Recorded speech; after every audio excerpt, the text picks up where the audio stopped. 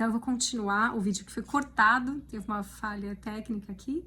Tem então a gente no Apocalipse, no capítulo 2, o versículo 14, né, que diz assim, na palavra de Deus: tenho, todavia, contra ti algumas coisas, pois que tens aí os que sustentam a doutrina de Balaão, o qual ensinava Balaque a armar ciladas diante dos filhos de Israel para comerem coisas sacrificadas aos ídolos e praticarem a prostituição. Então vai ter outras traduções que vão estar de outra forma, mas que é isso, né? Idolatria e prostituição. Então o que ele fez, então, o Balaão? Eu não posso amaldiçoar. Deus não quer, ele já é um povo abençoado. E eu já o abençoei. Mas o que eu vou fazer? Eu vou criar uma armadilha, uma estratégia, para que Balaque, então, né, pudesse colocar todo o mal ali dentro, levar os filhos de Israel a se prostituírem, a adorar outros ídolos, e dessa forma o próprio Senhor queria, né, ensinar como um forte ali, eles teriam castigo, né, consequência disso. Então, olha a artimanha de Balaão para agradar Balaque, não perder toda a pompa e tudo aquilo que ele queria, que eram os tesouros, dinheiro, fama, ser com certeza homenageado, honras e tudo mais. Então, para você ver que nos dias de hoje, isso tem acontecido, é muito, muito forte, que Deus coloca no meu coração duas coisas, né?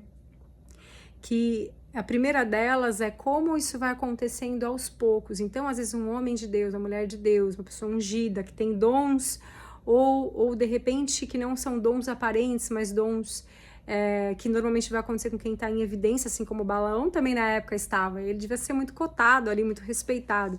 Então fica mais claro quando a pessoa tem uma evidência, mas seja quem for a pessoa, mesmo que ela não tenha. Mas para você ver como o assolador, ele vem e no começo de uma forma sutil, em cima de uma fraqueza que a pessoa já tem. Então a pessoa que tem a tendência já ou à prostituição, ou uma tendência já com a questão da ganância ou da vaidade, e aí nessa brecha é que vai entrar então alguma coisa, né, um banquete mesmo, alguma coisa para tirar essa pessoa da presença de Deus, da mesa do Pai, né? Então, olha o que acontece.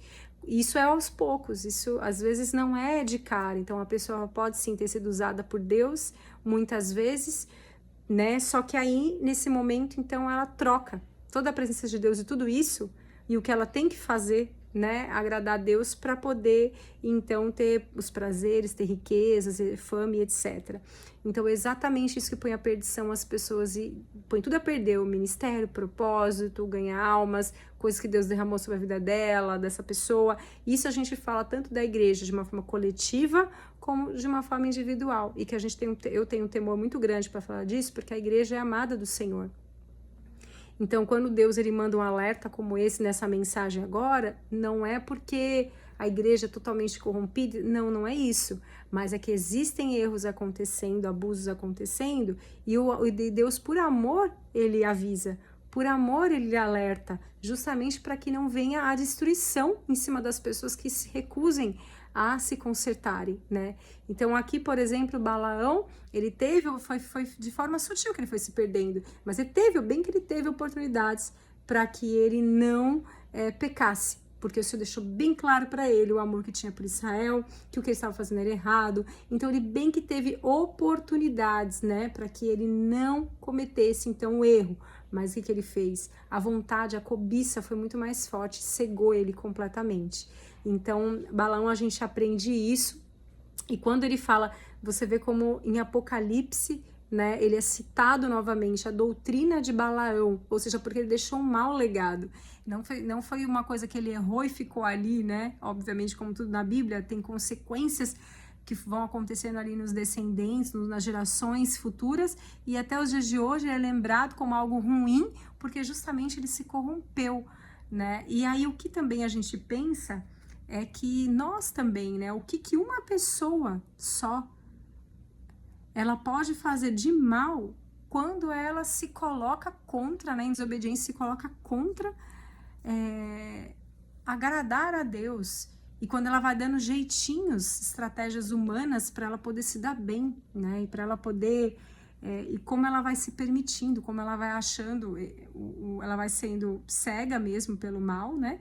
E ela vai achando que tá tudo bem, que aquilo que ela tá fazendo que não é tão mal assim, porque a questão da ganância ela é uma questão que ela tá mais escondida, né? Diferente de uma prostituição, que é um escândalo mais rápido, é algo que a pessoa se perde e ela já é facilmente julgada, mas a ganância é algo que está interno e é mais difícil das pessoas perceberem se está errado, se não está, se aquele líder religioso, por exemplo, se ele está fazendo algo por amor a Deus, amor às almas, ou se é pela ganância, ou se é por benefício próprio. Aí você só vai conseguir ver isso se você observar, e você ler a Bíblia e observar a própria atitude. Se o sonho dele está nas coisas materiais, está em ter um carro maravilhoso, está em ter uma casa maravilhosa em algum país, ou se o sonho dele é por alma, ou se o sonho dele é para ir em uma missão muito difícil, na igreja perseguida, ajudar, enfim, qual é o sonho dele? Qual que é? Porque uma pessoa que tem um chamado forte de pastoreio, por exemplo, ela só pode ter o sonho nisso, né, em fazer uma obra muito especial, em ganhar mais almas, em como ela pode ir num lugar onde ninguém está indo. O sonho dela tem que ser esse. Se o sonho dela não é esse, você já está vendo que os frutos dessa árvore não estão corretos, né? Então, assim, por mais que seja algo meio que escondido, né, a ganância, mas ao mesmo tempo tem coisas que a gente só de observar, a gente já vai perceber que a pessoa não está aliançada com a palavra e, obviamente, o Espírito Santo de Deus não está conduzindo ela. Se ela é um líder religioso e ela está falando que o sonho dela é algo material, o meu sonho é X. Essa pessoa certamente ela não tem o coração pelo que ela está fazendo, não está com o coração ali. O coração dela é totalmente materialista para as coisas materiais, então ela poderia de repente até orar a Deus e fazer uma outra coisa. E de repente nem ter a vocação dela para um pastoreio ou como um missionário. A mesma coisa de você falar com um missionário, o missionário não tem vontade, não tem o sonho de ir numa tribo indígena para evangelizar, ou ele não tem o sonho de ir num lugar também que não tem acesso ainda. Se o sonho dele não for esse, ele também está fazendo, também está errado. Ele também está no lugar certo, com certeza. Então o chamado que Deus deu para ele estar na empresa, então isso é evangelizar dentro da empresa.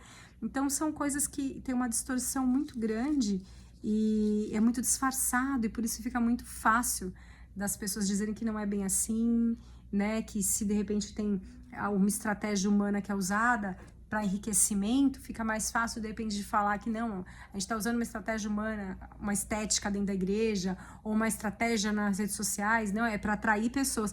Acaba ficando um pouquinho mais disfarçado e muitas vezes a estratégia toda é feita para benefício próprio. Então a gente tem que falar sobre isso, porque se é realmente como um espírito de Balaão aqui, como diz na palavra do Senhor, isso é abominável diante de Deus. Então, você mesmo que está nesse lugar, você não pode se calar e achar que está tudo bem. Não, você tem que orar por essas pessoas e você tem que ir para outro ministério. Porque como que você vai permanecer em algum lugar se você perceber que isso não está correto? A menos que Deus te entregue algo para você fazer aí, que seja muito direcionado, né, do Senhor mesmo. Mas a gente não pode ficar assistindo as coisas erradas, já que a gente lê tanto a palavra do Senhor, que eu espero que você esteja lendo também, que a única forma, conhecereis a verdade vos libertará. Então, se você estiver lendo a palavra de Deus, você já sabe o que é certo e o que é errado, e está vendo o exemplo claro de Balaão aqui, né, que foi abominável diante do Senhor, está citado até em Apocalipse aqui. E se você está vendo tudo isso, assistindo tudo que a gente está passando agora, creio que uma limpeza na nossa, nos nossos pregadores, na nossa igreja física, né? Então, se você está percebendo e acompanhando certas coisas, então você tem sim o dever de orar por isso e de exortar, de conversar, inclusive com essas pessoas. Porque às vezes um alerta seu pode ser sim Deus usando a sua vida para que essa pessoa se conserte. Porque ela precisa de arrependimento. Se ela estiver fazendo como Balaão aqui, se você souber disso, se você enxergar isso, porque com os olhos espirituais, com a gente lendo a palavra, a gente consegue enxergar e discernir o que está certo e o que não está certo. Porque a gente não pode fazer como nos tempos de Jesus e trocar Jesus por algumas moedas, assim como Judas fez, comparando bem, é muito forte isso, mas né, é verdade. Trocar ele por algumas moedas como foi com a maior, né, trocar por algumas moedas como foi com Judas, a maior traição da história, que óbvio que já era o propósito, já estava escrito assim, mas a gente percebe que nos dias de hoje a gente pode fazer isso, né, possamos aqui realmente cuidar para que a gente não venha fazer isso, para que a gente não venha a trocar Deus, a presença de Deus pelas coisas desse mundo.